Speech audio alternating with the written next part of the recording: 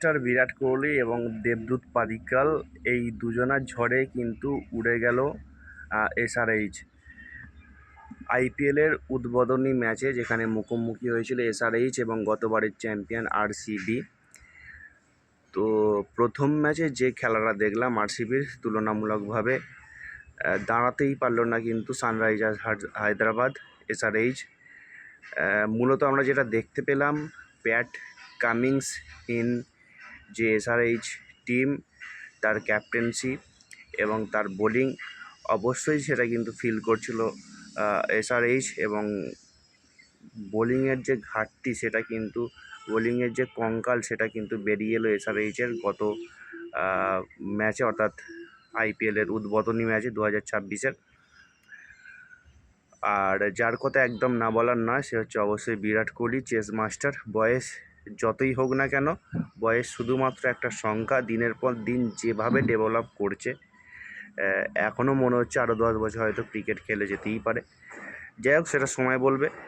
তো আসি ম্যাচের বিস্তারিত আলোচনা নিয়ে।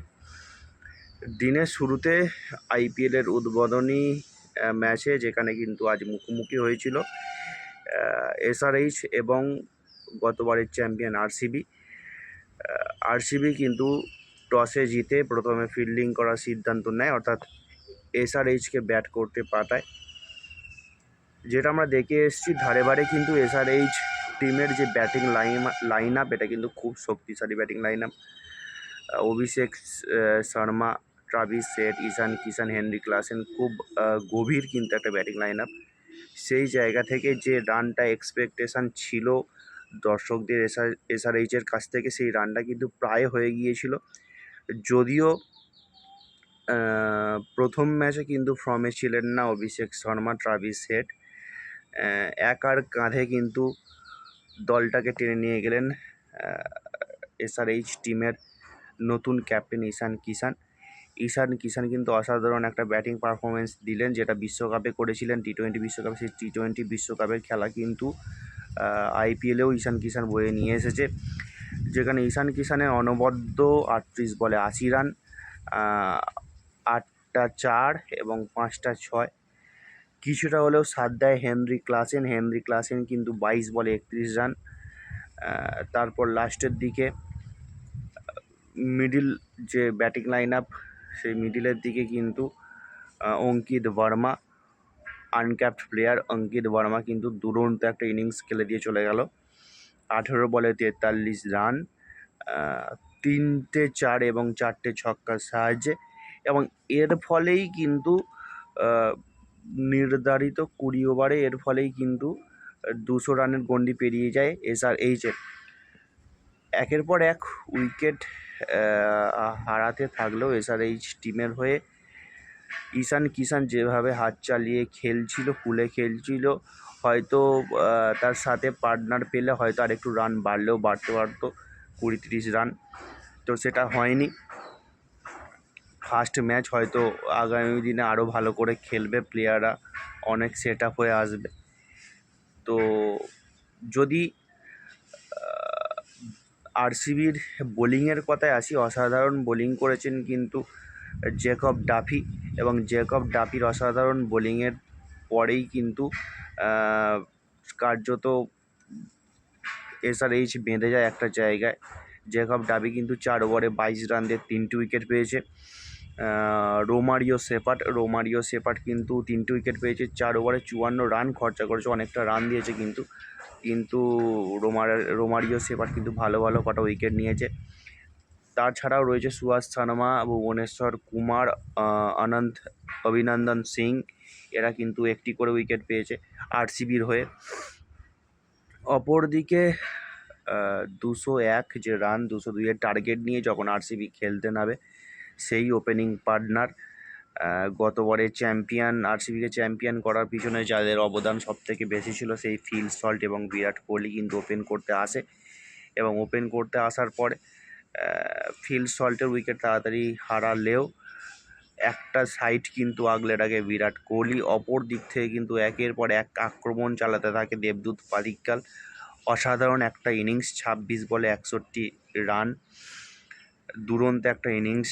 তারপরে কিন্তু ক্যাপ্টেন রজত পাটিদার কিন্তু 12 বলে 31 রান, এবং যার কথা না বললেই নয় সে হচ্ছে অবশ্যই চেস মাস্টার বিরাট কোহলি। যেটা বলছিলাম, বয়স শুধুমাত্র একটা সংখ্যা। কি অসাধারণ পারফরমেন্স করছে, প্রথমের দিকে ধরে খেললো এবং লাস্টের দিকে পরের পর 4 এবং 6, লাস্টের দিকে 38 বলে কিন্তু 69 রানে নট আউট। ম্যাচ ফিনিশ করে কিন্তু ডাগ আউটে ফিরলেন বিরাট কোহলি। এটাই কিন্তু একজন টিমের যে হেড, একটা সিনিয়র প্লেয়ারের এটা কিন্তু একটা ট্রেডমার্ক জিনিস, যে ক্রিজে দাঁড়িয়ে ম্যাচটাকে শেষ করব, তারপরে কিন্তু ডাগ আউটে ফিরবো, নিজের উইকেট থ্রো করব না। ওভারঅল যদি আসি দেবদূত পাডিক্কালের কথায়, দেবদূত পাডিক্কাল কিন্তু পারফরমেন্স করতেই হতো, কারণ এই কারণেই বলছি, ডাগ আউটে কিন্তু বসে রয়েছে ভেঙ্কটেশ আয়ার, যে ভেঙ্কটেশ আয়ারকে কিন্তু কলকাতা নাইট রাইডার্স থেকে আরসিবি মিনি অকশানে কিনে নিয়েছিল। তো সুতরাং দেবদূত পাডিক্কাল যদি পারফরমেন্স করতে না পারতো, তাহলে কিন্তু তার টিম প্লেয়িং ইলেভেনে থাকা নিয়ে একটা প্রশ্নচিহ্ন থাকতেই পারতো। সেই জায়গায় ভেঙ্কটেশ আয়ার কিন্তু হয়তো চান্স পেয়ে যেত। কিন্তু এই যে একটা ইনিংস খেলে দিল, আপাতত 3-4টে ম্যাচের জন্য দেবদূত পাডিক্কাল কিন্তু সিকিওর প্লেয়িং ইলেভেনে, আরসিবির প্লেয়িং ইলেভেনে। এছাড়া আরেকজনের কথায় যদি আসি, সেটা হচ্ছে জ্যাকব ডাফি। প্রথম ম্যাচ দেখলাম, এরাই সম্ভবত জ্যাকব ডাফির আইপিএলের ডেবিউ ম্যাচেই কিন্তু ম্যান অফ দ্য ম্যাচ। আমার মনে হচ্ছে, বোলারটাকে দেখে আমার মনে হচ্ছে হয়তো আপনারাও দেখবেন, সারা সিজন তো যদি চোট আঘাত না লাগে এই বোলারটা কিন্তু অনেক উইকেট নেবে, এবং পার্পেল যে ক্যাপ, সেই পার্পেল ক্যাপের দৌড়ে কিন্তু থাকবে জ্যাকব ডাফি। অসাধারণ একটা ব্যাটিং পারফরমেন্স আরসিবির, শুধু ব্যাটিং পারফরমেন্স নয়, ফিল্ডিং বলুন, ফিল্ডিংও কিন্তু অসাধারণ হয়েছে। ফিল সল্ট দুটো ক্যাচ নিয়েছে, খুব সুন্দর দুটো ক্যাচ নিয়েছে ফিল সল্ট। আর বোলিং টি20 ক্রিকেটে, যেখানে আইপিএলের মতো জায়গায়, এইসব জায়গায় বোলিং করা অতটা সহজ নয়। আজকের ডেটে 200 রানটা যদিও একটা ভালো স্কোর, তাহলে কিন্তু 200 রান সেফ স্কোর নয়, সেটা আমরা দেখলাম আইপিএল 2026-এর প্রথম ম্যাচে। সবে শুরু আইপিএল, আগামী দিনে ম্যাচ যত এগোবে আরও এরকম 200-র ওপর রান আমরা দেখতে পাবো আশা করছি, আরও দুরন্ত খেলা দেখব। যদিও এটা প্রথম ম্যাচ, এসআরএইচের উন্নতি করার জায়গা এখনও রয়েছে। আর আরসিবির অসাধারণ পারফরমেন্স, 26 বল বাকি থাকতে হাতে 6 উইকেট রেখে কিন্তু ম্যাচটা জিতেছে। সেই জায়গা থেকে রান রেটটাও কিন্তু অনেকটা বেড়ে রয়েছে আরসিবির।